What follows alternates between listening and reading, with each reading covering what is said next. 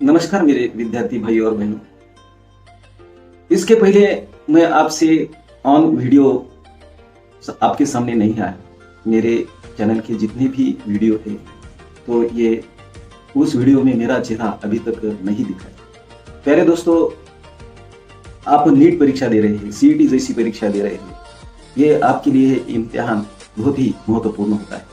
आप 11th science को हो या 12th साइंस को हो, आपको सभी को नीट की दृष्टिकोण से आपको स्टडी करना पड़ता है।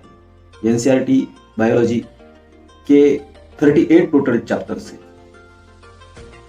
मेरे चैनल में दत्ता शिंदे बायोलॉजी ट्यूटोरियल्स में बहुत सारे ऐसे कंटेंट्स दिए हैं कि जैसे बायोलॉजिकल साइंटिस्ट जितने भी 11th और 12th साइंस की बायोलॉजी में निहित है, सभी एक जगह पर कलेक्ट किए हैं।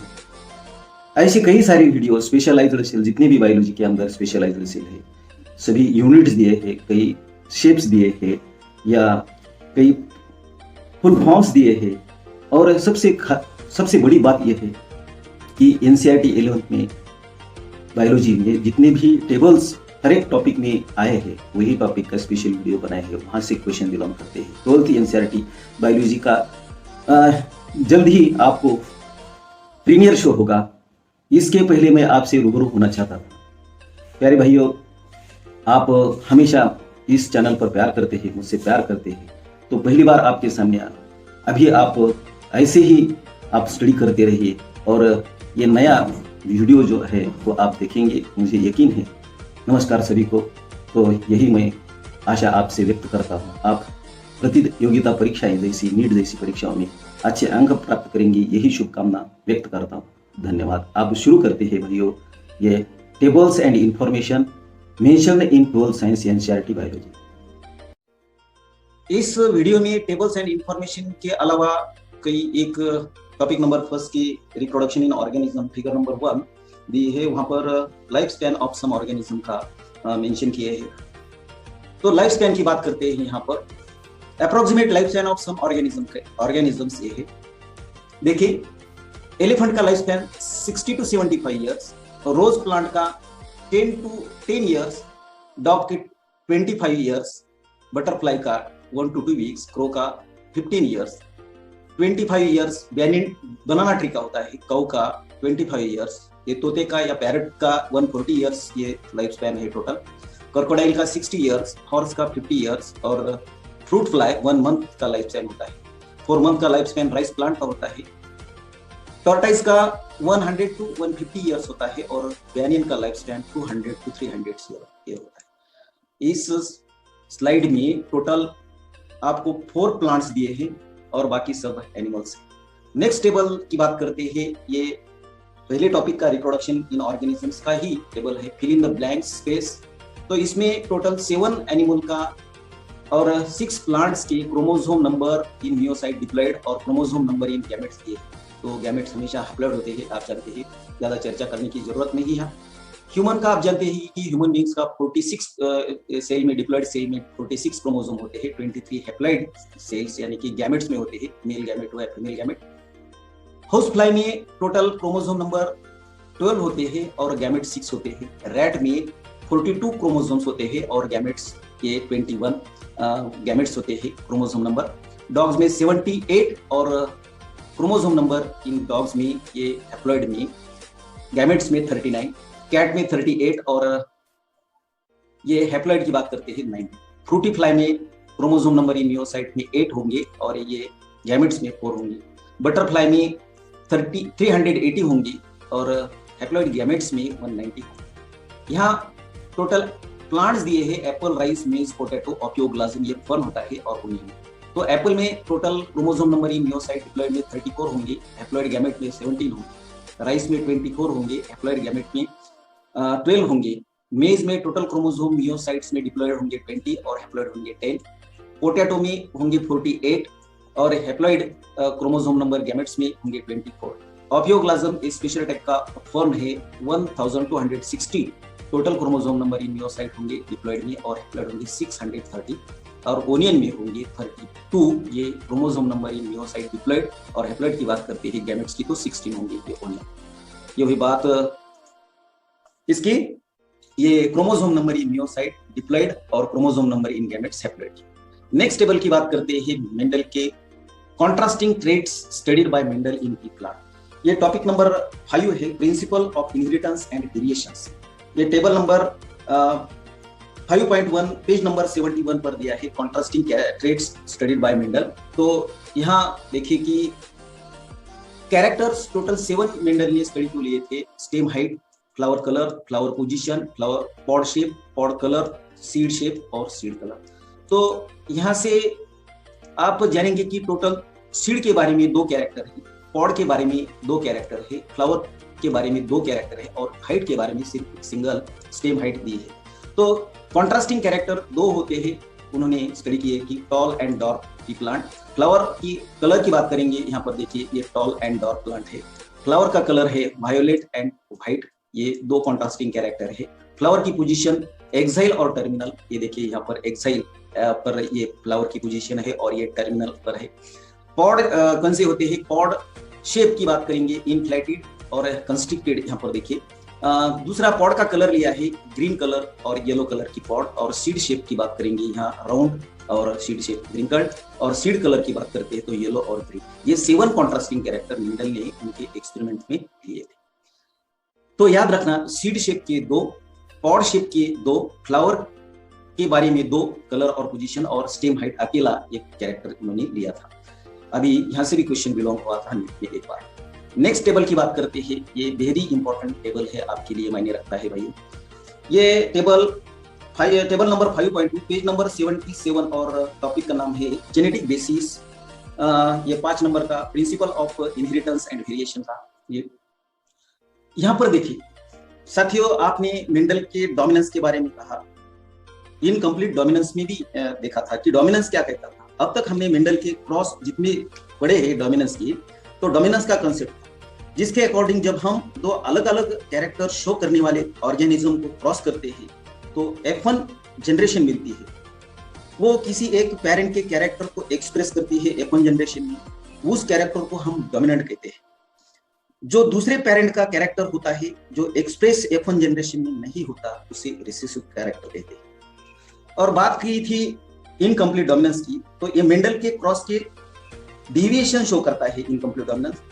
इसमें जो F1 जनरेशन में वो दोनों पेरेंट्स के बीच का कैरेक्टर शो करती है, उसे हम इनकम्प्लीट डोमिनेंस कहते हैं। और इस टेबल में genetic basis of blood groups in human population की बात करेंगे। यहाँ देखिए कि इसे कोडोमिनेंस कहते हैं। इसमें F1 generation resemble both the parents, F1 generation resemble करता है दोनों पेरेंट्स से, दोनों कैरेक्टर इक्वली एक्सप्रेस होते हैं, उसे कोडोमिनेंस कहते हैं। और दूसरी भी एक कंसेप्ट है, तो उसकी ही चर्चा करेंगे, मल्टीपल एलील। तो आपको पहले कोडोमिनेंस की बात करते हैं। आपको जानकारी है कि ह्यूमन में ब्लड ग्रुप आप जानते हैं कि 4 ब्लड ग्रुप होते हैं, blood group A, blood group B, AB and O blood group. ये कैसे डिटरमाइन होते हैं भाई? इसे डिटरमाइन करने वाले जीन को यहाँ पर देखिए, इसे डिटरमाइन करने वाले जीन को आई जीन कहते हैं और आई जीन को 3 एलील्स होते हैं। और आई जीन ये कैसा होता है कि ह्यूमन आरबीसी में एरिथ्रोसाइट की सेल के प्लाज्मा मेम्ब्रेन के ऊपर निकलने वाले यानी कि प्रोड्यूस करने वाले कुछ शुगर पॉलीमर्स को सिंथेसाइज करते हैं। और आई जीन ये 3 अलग अलग एलील, तो कौन से एलील होते हैं यहाँ पर देखिए, IA, IB और ए स्मॉल आई। ये 3 क्या होते हैं? 3 डिफरेंट एलील होते हैं। आपने तो पढ़ा है कि मेंडल में 2 एलील कॉन्ट्रास्टिंग कैरेक्टर होते हैं, लेकिन ये मेंडल के डिवीजन है। तो IA इसे A टाइप का शुगर फॉर्म होता है, IA पर A टाइप का शुगर फॉर्म होता है, IB पर B टाइप का शुगर फॉर्म होता है और स्मॉल I पर कोई भी किसी भी टाइप का शुगर फॉर्म नहीं होता और ये रिसेसिव होता है। तो यहाँ पर इस टेबल पे पर ध्यान से देखिए तो ABO blood group inheritance contain autosomal gene on chromosome number 9 और ये गुड एग्जांपल है कि ABO ब्लड ग्रुपिंग ह्यूमन में। तो आपने पढ़ लिया है कि ABO blood group are controlled by I gene और आई जीन 3 एलील्स की बात की है। और जब हम ह्यूमन डिप्लॉयड ऑर्गेनिज्म आप जानते हैं होता है और each person possess 2 of the 3 I gene alleles. तो यहाँ पर देखिए एलील फ्रॉम पेरेंट 1 और एलील फ्रॉम पेरेंट, इनका जब क्रॉस होता है, इनका फर्टिलाइजेशन होता है, तो ऑफस्प्रिंग में जीनोटाइप आता है IA, कैपिटल IA, और ब्लड ग्रुप होगा, फिनोटाइपिक एक्सप्रेस होगा ये ब्लड ग्रुप। दूसरा है IA क्रॉस विथ IB, तो यहाँ पर देखिए कि दोनों सेम डिटरमाइन हो रहे हैं जीनोटाइप में, और ब्लड ग्रुप होगा AB, इक्वली एक्सप्रेस हो रहे हैं यहाँ पर।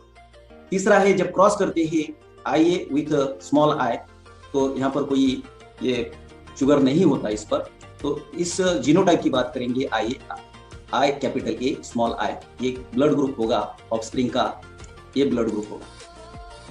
नेक्स्ट बात करेंगे IB और IA, तो ये भी सेम इक्वली एक्सप्रेस होंगे जीनोटाइप में IA और IB, और ये देखिए यहाँ पर AB ब्लड ग्रुप होगा उस ऑफस्प्रिंग का। जब क्रॉस होगा दोनों पेरेंट्स B ब्लड ग्रुप के होंगे यहाँ पर देखिए, और यहाँ पर आएगा जीनोटाइपिक जेनेटिक मेकअप उनकी IB और IB, और ब्लड ग्रुप होगा B। और यहाँ पर देखिए IB cross with small I, तो जीनोटाइप की बात करेंगे यहाँ IB और स्मॉल I, और ब्लड ग्रुप होगा B ब्लड ग्रुप। और लास्ट पे देखिए दोनों पेरेंट्स स्मॉल I से स्मॉल I से होंगे, इनका क्रॉस होगा, तो जीनोटाइपिक जेनेटिक मेकअप जो होगी तो स्मॉल I स्मॉल होगी, और ब्लड ग्रुप होगा O। यहाँ पर कोई एंटीजन नहीं होता स्मॉल I पर, ये मल्टीपल एलील का एग्जांपल है। तो आपको नीट में पूछेंगे कि जीनोटाइप के टोटल कितने जीनोटाइप बनेंगे ये ह्यूमन पॉपुलेशन में, तो यहाँ पर देखिए कि टोटल 6 जीनोटाइप बनेंगे। तो कौन से, तो यहाँ पर बात करेंगे ये जीनोटाइप की, तो 1 नंबर का है ये जीनोटाइप, 2 नंबर का है, और 3 नंबर का है, ये 4 नंबर का है, और ये दोनों एक्सप्रेस हो रहे हैं AB और BA। तो ये टोटल होंगे 6 जीनोटाइप। और फिनोटाइप की बात होंगे, जीनोटाइप तो आप देख नहीं सकते, कहाँ पर आप एक्सप्रेस होंगे ये, तो आपको फिनोटाइप में एक्सप्रेस होंगे जब ब्लड का टेस्ट होगा, ब्लड ग्रुप की टेस्ट जांच करेंगे तब ये आपको देखने को मिलेगा यहाँ पर। तो देखिए 4 ब्लड ग्रुप, आप 4 फिनोटाइप है। नंबर A, ये क्या A ब्लड ग्रुप, दूसरा है B ब्लड ग्रुप, तीसरा है ये देखिए AB ब्लड ग्रुप, और पहला है ये देखिए, और फोर्थ है O ब्लड ग्रुप। तो इसकी ही इंपॉर्टेंट है ये, आपको नीट में पूछेंगे जीनोटाइप कितने होंगे, फिनोटाइप कितने होंगे, तो ये वही बात, genetic basis of blood groups in human population. तो how many phenotype are possible, तो आपको फिनोटाइप होंगे 4, जीनोटाइप होंगे 6, और ये एग्जांपल है मल्टीपल एलील का। ABO blood grouping provide a good example of multiple alleles का। तो मोर देन 2, आपको मालूम है कि here you can see that there are more than 2, that is 3 alleles governing the same character, that is good example of multiple।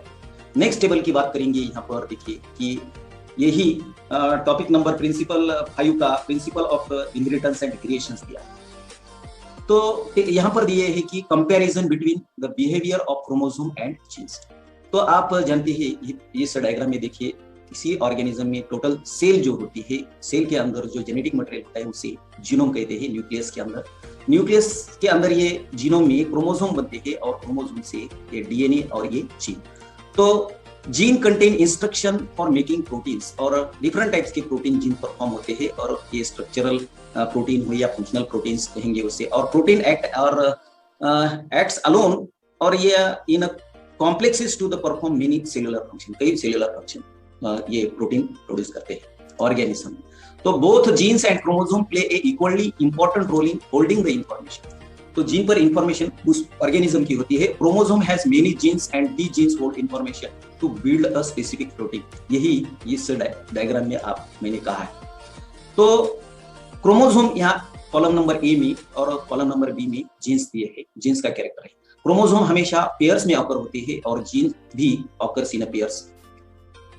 Chromosome segregate at time of gamete formation, बरोबर है। Such gamete formation that only one each pair is transmitted to gamete, एक ही pair transmit होगी gametes में।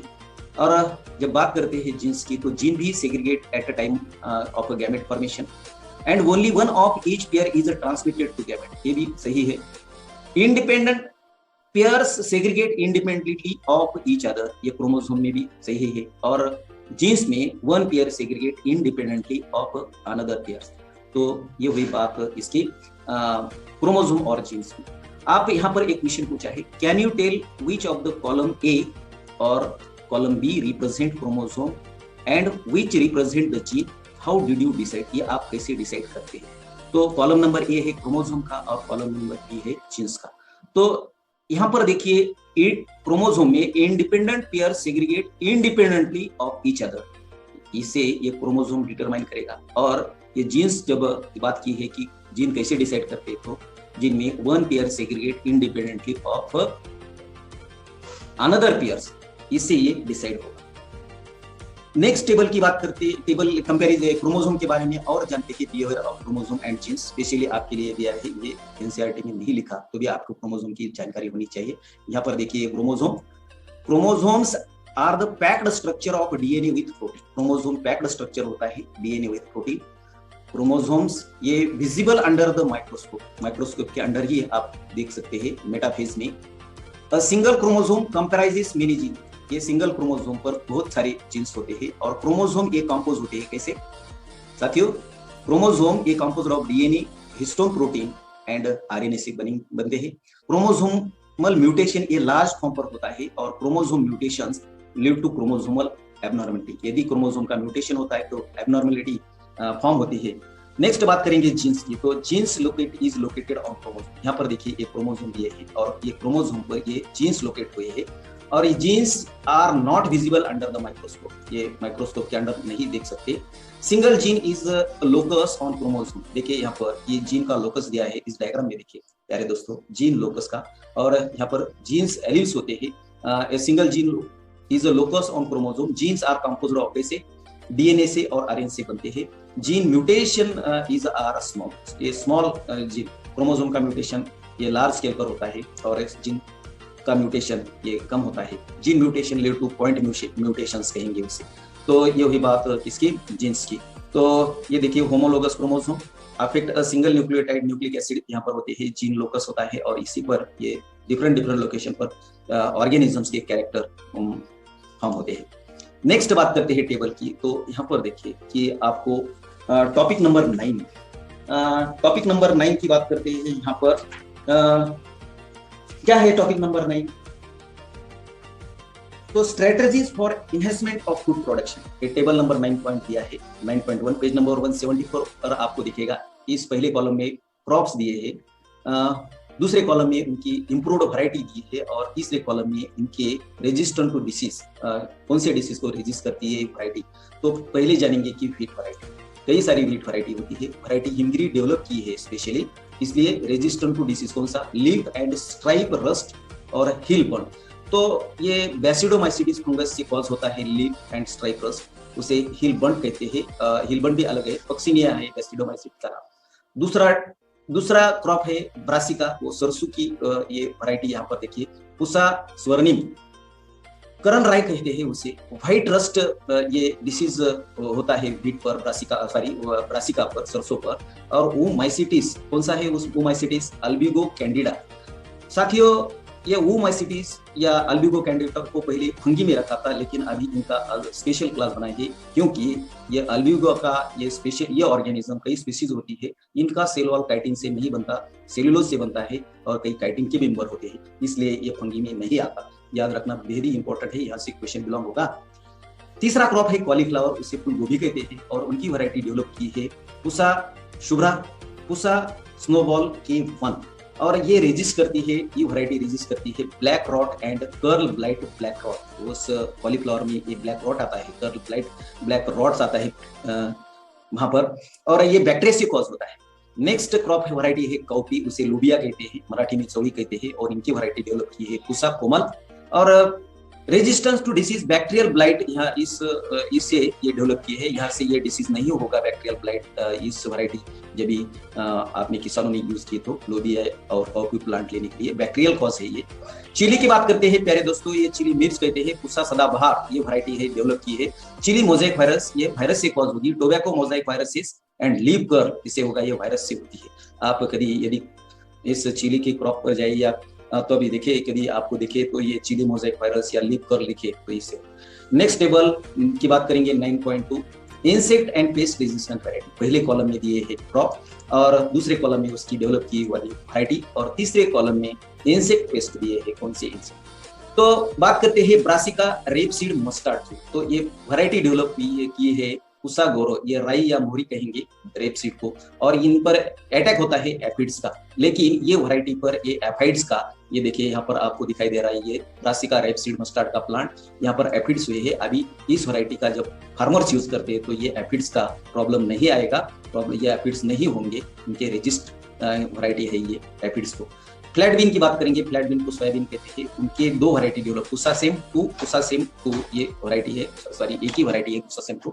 ये insect pest को cause करती है जासदीस, ये देखिए जासदीस, ये आपको दिखाई दे रहा है इंसेक्ट पेस्ट। एफिड्स पे आपको देखा है, ये आपने पहले ही दिखाया है ब्रासिका में एफिड्स, और फ्रूट बोर, यहाँ पर देखिए ये फ्रूट बोर है। ये वैरायटी इन यदि फार्मर्स यूज करते हैं तो गार्डनर्स यूज करते हैं तो ये नहीं होगा फार्मर, ये वैरायटी कुसा सेम।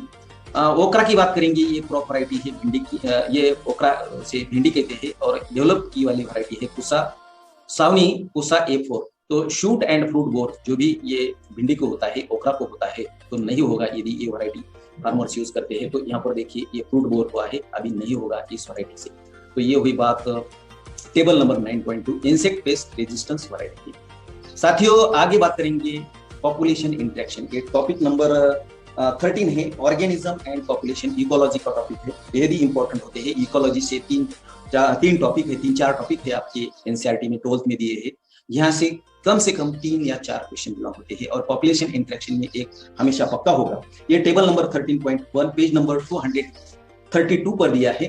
तो यहाँ पर देखिए कि पहले कॉलम में स्पीसीज ए और स्पीसीज बी दी है, और कौन सा इंटरेक्शन होता है, अंतरक्रिया कौन सी होती है। तो पहले कॉलम में आपको इंटरेक्शन का नाम दिया है म्यूचुअलिज्म। तो म्यूचुअलिज्म में स्पीसीज ए को प्लस साइन और स्पीसीज को बी को प्लस साइन दिया है।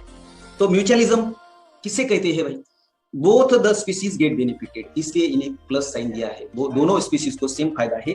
और एग्जाम्पल की बात करेंगे यहाँ पर प्यारे दोस्तों एनसीईआरटी ने दिए है। आप जानते हैं लाइकेन का रिलेशनशिप नॉन फोटोसिंथेटिक फंगस से होता है और फोटोसिंथेटिक अल्गी से होता है और साइनोबैक्टीरिया से होता है। तो अल्गी को भी ये फायदा है और साइनोबैक्टीरिया फंगी को भी फायदा है। दूसरा एग्जांपल दिया है mycorrhiza and insects, sorry mycorrhiza association fungi and higher plants like Pinus, ये म्यूचुअलिज्म का एग्जांपल है। तीसरा है plant and insect for pollination, orchid Ophrys and male bee a good example for coevolution of plants and animal. ये सारे mutualism के example मैंने कहे हैं, दोनों स्पीसीज को समान फायदा होता है, सेम बेनिफिट होता है, तो इसे म्यूचुअलिज्म कहते हैं। बात करेंगे कंपटीशन की, तो आप जानते हैं यहाँ पर देखिए कि दोनों स्पीसीज ए को भी नुकसान है, दूसरी स्पीसीज बी को भी नुकसान है। तो कंपटीशन किसे कहते हैं साथियों, both the species are harmed होती है और उसे कंपटीशन कहते हैं। Flamingos and resident fishes compete for the common food zooplankton in South American lakes, ये एग्जांपल एनसीईआरटी ने दिया है। दूसरा एग्जांपल है Abingdon tortoise and goats in Galapagos island for food. तो ये कंपटीशन के दो एग्जांपल, दोनों को भी नुकसान होगा। प्रेडिटेशन की तीसरा ये इंटरेक्शन, तीसरा टाइप का इंटरेक्शन है, और प्रेडिटेशन में एक स्पीसीज को फायदा और दूसरे स्पीसीज को नुकसान होता है। और बात करते हैं one species get benefited and other harm, tiger और डियर की ये प्रेडिटेशन होता है। स्नेक और फ्रॉग का भी होता है, और ये फ्रॉग और हर्बीवोरस का भी होता है। ये एग्जांपल प्रेडिटेशन के आपको जानकारी है। नेक्स्ट बात करते हैं इंटरेक्शन की, तो पैरासिटिज्म। यहाँ पर देखिए, यहाँ पर एक स्पीसीज को फायदा और दूसरे स्पीसीज को नुकसान होता है। यहाँ पर देखिए प्रेडिटेशन और पैरासिटिज्म में डिफरेंस है, और पैरासिटिज्म कैसे होता है यहाँ पर देखिए, one species get benefited and other harm होती है। तो आप जानते हैं कि endoparasite liver fluke, Plasmodium, ectoparasite lice और टेक्स, और ब्रूड पैरासिटम की बात की है एनसीईआरटी में, तो कुको या कोयल lays eggs in the nest of crow, ये एग्जांपल है पैरासिटिज्म के। तो एग्जांपल से आपको जानना पड़ेगा ये कौन सा प्रेडिटेशन है और पैरासिटिज्म है। यहाँ पर दिया है कि एक स्पीसीज को फायदा और दूसरे को नुकसान प्रेडिटेशन में, पैरासिटिज्म में एक स्पीसीज को फायदा और दूसरे स्पीसीज को नुकसान हो रहा है। नेक्स्ट बात करते हैं कॉमनसेलिज्म। तो कॉमनसेलिज्म किसे कहते हैं, तो तो यहाँ पर देखिए एक स्पीसीज को फायदा और दूसरे स्पीसीज को कोई फायदा नहीं। One species benefit and other neither harm nor benefited, कोई हार्म भी नहीं होता, बेनिफिट भी नहीं होता इस यस कॉमन रीजन में।